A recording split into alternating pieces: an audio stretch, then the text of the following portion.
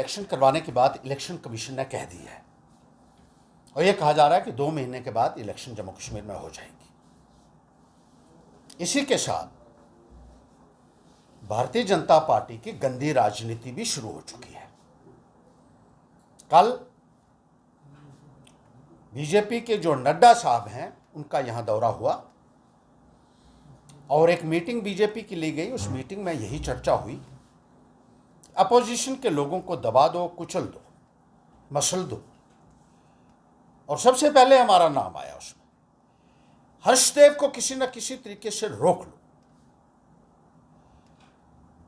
क्योंकि वो बोलता है, सरकार की जनविरोधी नीतियों के खिलाफ आवाज उठाता है।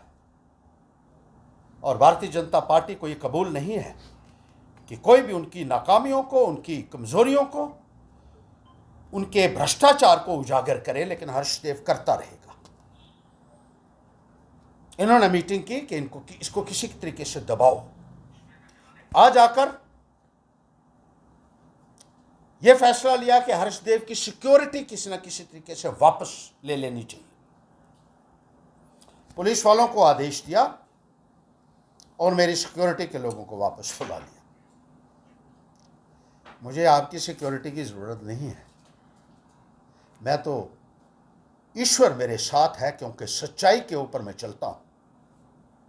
गरीब के लिए आवाज उठाता हूं, मजदूर के लिए उठाता हूं, किसान के लिए उठाता हूं, युवाओं के लिए उठाता हूं, सच्चाई पे चलता हूं, इसलिए रब मेरे साथ है। लेकिन मैं इन अफसरों से भी पूछना चाहूंगा जो भारतीय जनता पार्टी के इन लोगों के इशारे के ऊपर चल रहे हैं, थोड़ी सी शर्म तो कीजिए, थोड़ी उस कुर्सी की इज्जत रखिए जो कुर्सी पे ऊपर आप बैठे हुए हैं। कल को नड्डा साहब नहीं रहेगा हमेशा के लिए, उसको भी जाना है। खुदा ना खास्ता कल को दूसरी हुकूमत बनेगी तो आप लोगों का क्या होगा? कभी आपने सोचा है?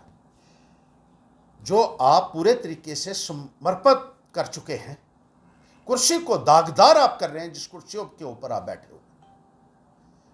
कितने शर्म की बात।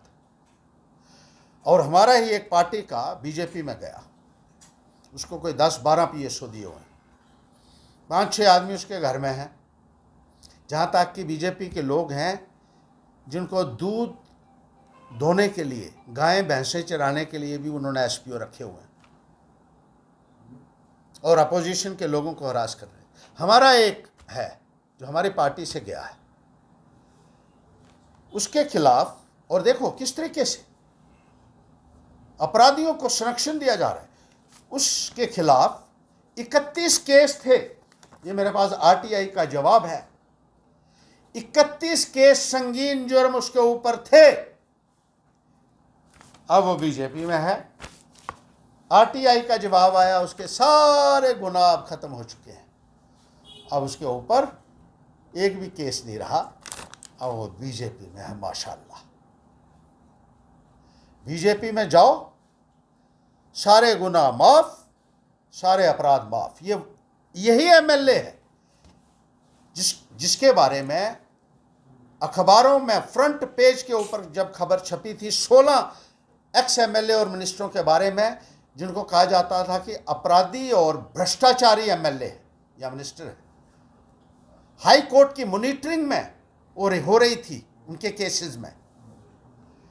उन 16 MLA में सबसे पहले इसी MLA का नाम था जो यहां से छोड़ के गया। आज भी वो पैंथर्स पार्टी के पेंशन ले रहा है, नाम पे 9 लाख रुपया सालाना ले रहा है, लेकिन भारतीय जनता पार्टी के गुण गाता है और उनकी मीटिंग में कहता है कि हर्षदेव को किसी न किसी तरीके से रोको, इसको डराओ धमकाओ। लेकिन मैं उस मिट्टी का नहीं बना हूं जिसके तुम बने हो। लड़ाई लड़ने की हिम्मत है हर्षदेव के अंदर, एक जज्बा है बीजेपी की भ्रष्टाचारी के खिलाफ बोलने का, भारतीय जनता पार्टी की तानाशाही का मुकाबला करने का और अपनी टांगों के ऊपर खड़ा रहने का। तुम लोगों में वो नहीं था, जिसमें हिम्मत नहीं हो। उसको सिर्फ एक जुबान चाहिए तलवे चाटने के लिए। हिम्मत कुछ लोगों में ही होती है। ले जाओ सिक्योरिटी। हर्षदेव दुगनी ताकत से जीतेगा और नेस्ता नाबूद करेगा जिला उधमपुर में भारतीय जनता पार्टी को। ये मेरी तुम बीजेपी वालों को चुनौती है। और आने वाले वक्त में जो अफसर इनके इशारे के ऊपर नाच रहे हैं